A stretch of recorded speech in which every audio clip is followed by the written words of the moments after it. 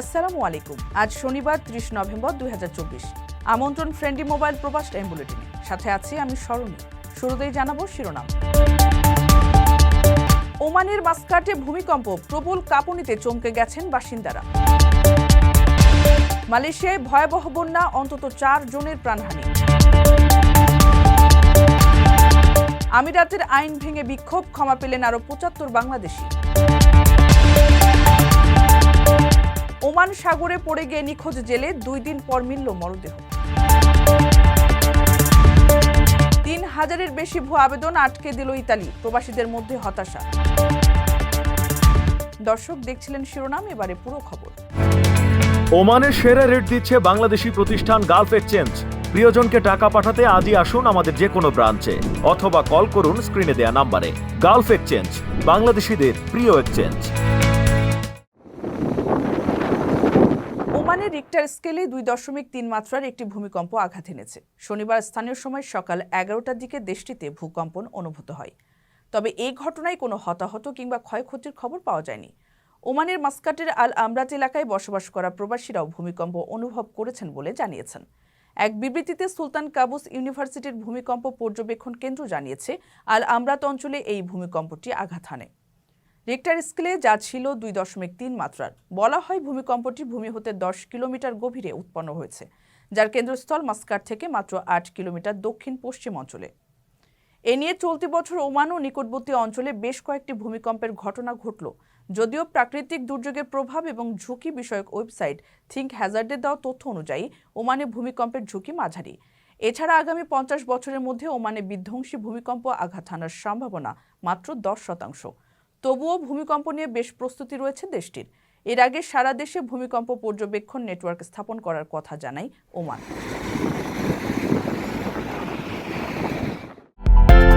প্রবাসী ভাই বোনদের দেশে থাকা স্বজনদের জন্য আকর্ষণীয় উপহার বক্স নিয়ে আসছি আমরা।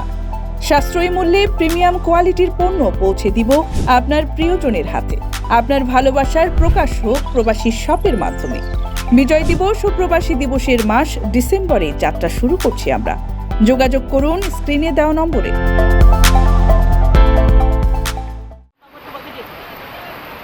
মালয়েশিয়ার উত্তরাঞ্চলীয় রাজ্যগুলোতে অবিরাম বর্ষণে সৃষ্ট ব্যাপক বন্যার কারণে 1,22,000-এর বেশি মানুষ বাস্তুচ্যুত হয়েছে। প্রাণ হারিয়েছেন বেশ কয়েকজন। দেশটির দুর্যোগ কর্মকর্তারা শনিবার এ কথা জানিয়েছেন। দেশের চলমান এই প্রাকৃতিক দুর্যোগ 2014 সালের ভয়ঙ্কর বন্যা পরিস্থিতিকেও ছাড়িয়ে গেছে। ওই বছর বন্যায় 1,18,000 মানুষ বাস্তুচ্যুত হয়েছিল। ভারী বর্ষণ অব্যাহত থাকায় দুর্যোগ কর্মকর্তারা বাস্তুচ্যুত মানুষের সংখ্যা আরও বাড়তে পারে বলে আশঙ্কা করছেন। চলমান প্রাকৃতিক দুর্যোগে কেলান্তান, তেরেঙ্গানু ও সারাওয়াক অঞ্চলে 4 জনের মৃত্যু হয়েছে। জাতীয় দুর্যোগ ব্যবস্থাপনা সংস্থার তথ্য অনুসারে কেলান্তান রাজ্য বন্যায় ব্যাপক ক্ষতি হয়েছে।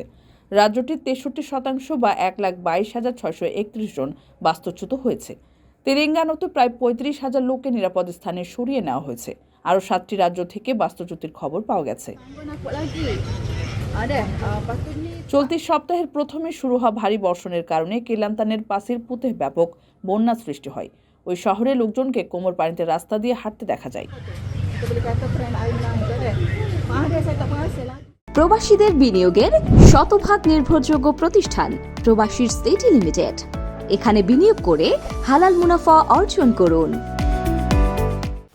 দেশে হত্যা ও নিপীড়নের প্রতিবাদে সংযুক্ত আরব আমিরাতে মিছিল ও বিক্ষোভ করে আটক আরও 75 প্রবাসী মুক্তি পেয়েছেন। নতুন করে মুক্তি পাওয়া 75 জন সহ এ পর্যন্ত মোট 188 জনকে সাধারণ ক্ষমার আওতায় মুক্তি দিয়েছে আমিরাত সরকার।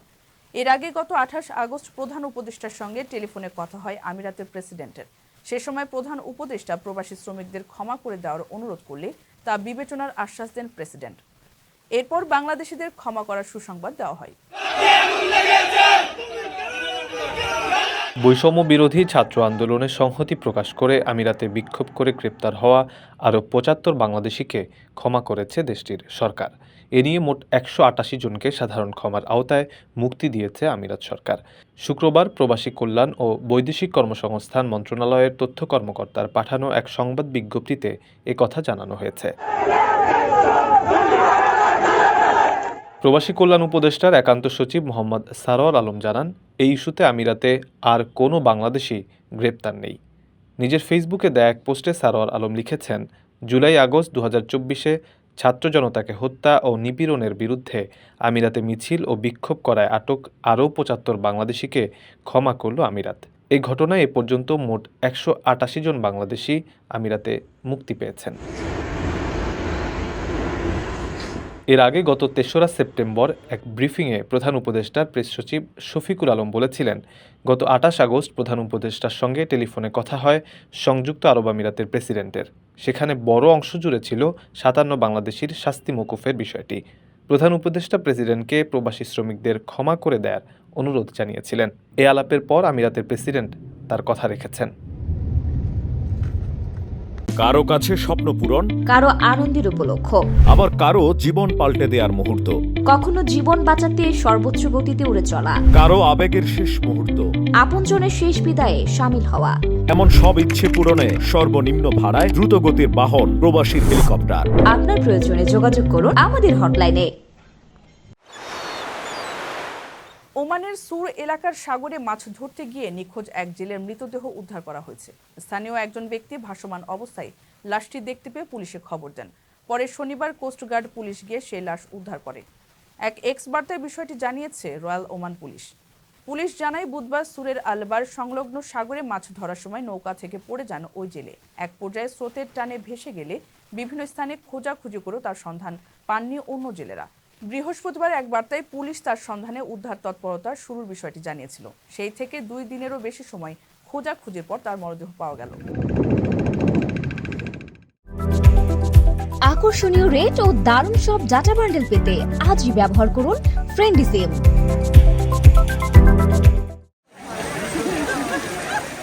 বিভিন্ন পেশায় কর্মী আনার নাম দিয়ে পাচারে জড়িত চক্রগুলোর মাধ্যমে আসা ৩,৩৩৯টি আবেদন আটকে দিয়েছে ইতালি। দেশটির পুলিশ বিভাগ বৃহস্পতিবার জানিয়েছে, অভিবাসী পাচারে জড়িতদের বিরুদ্ধে তাদের তদন্ত চলমান আছে। মানুষকে কর্মী সাজিয়ে মানব পাচারের সঙ্গে যুক্ত এই চক্রগুলো। তদন্তের ধারাবাহিকতায় ৩,০০০-এর বেশি ভুয়া আবেদন আটকে দেওয়া হয়েছে। কৃষি, নির্মাণ এবং পরিচর্যা খাতে শূন্য পদ পূরণে কর্মী আনতে ৩,৩৩৯টি আবেদন জমা দিয়েছে ইতালির ১৪২টি কোম্পানি। এই আবেদনগুলোর মাধ্যমে কর্মী সাজিয়ে মানব পাচার করাই ছিল তাদের উদ্দেশ্য। একটি তদন্তে দেখা গেছে, কর্মী নিয়োগকারী প্রতিষ্ঠানগুলোকে ব্যবহার করছে স্থানীয় ও সংঘবদ্ধ অপরাধ চক্র। তদন্তকারী কর্মকর্তারা এবছরের জুলাইয়ে সেখানে অভিযান চালিয়ে নগদ ১০ লাখ ইউরোর বেশি অর্থ উদ্ধার করেছিল।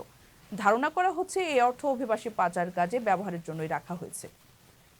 বিবৃতিতে ইতালির ২৯টি প্রদেশকে নতুন করে কর্মী নিয়োগের অনুমতি না দেওয়ার অনুরোধ জানানো হয়েছে। আর যেসব আবেদন মঞ্জুর করা হয়েছে সেগুলো বাতিল করারও পরামর্শ দিয়েছে পুলিশ বিভাগ। অনিয়মিত অভিবাসন ও মানব পাচার নিয়ন্ত্রণে বেশ কঠোর অবস্থানে রয়েছে ইতালি। দেশটির স্বরাষ্ট্রমন্ত্রী মাত্তেও পিয়ান্তেদোসি অক্টোবরে বলেছেন, অনিয়মিত অভিবাসন নিয়ন্ত্রণে এবং অভিবাসী পাচার ঠেকাতে G7ভুক্ত দেশগুলো সম্মিলিতভাবে একটি বিশেষ পুলিশ ইউনিট গঠন করবে। দর্শক, দেখছিলেন ফ্রেন্ডলি মোবাইল প্রবাস টাইম বুলেটিন। শেষ করার আগে শিরোনামগুলো জানিয়ে দিচ্ছি আরও একবার। ওমানের মাস্কাটে ভূমিকম্প, প্রবল কাঁপুনিতে চমকে গেছেন বাসিন্দারা। মালয়েশিয়ায় ভয়াবহ বন্যা, অন্তত 4 জনের প্রাণহানি।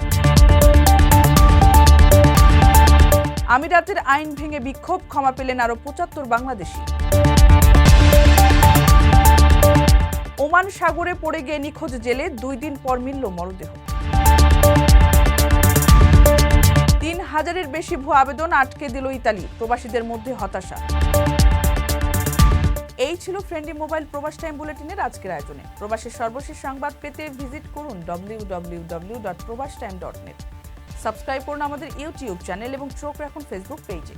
পরবর্তী বুলেটিন দেখার আমন্ত্রণ জানিয়ে আজকের মতো বিদায় নিচ্ছি আমি শরণ। সে পর্যন্ত সবাই ভালো থাকবেন এবং নিরাপদে থাকবেন। আল্লাহ হাফেজ।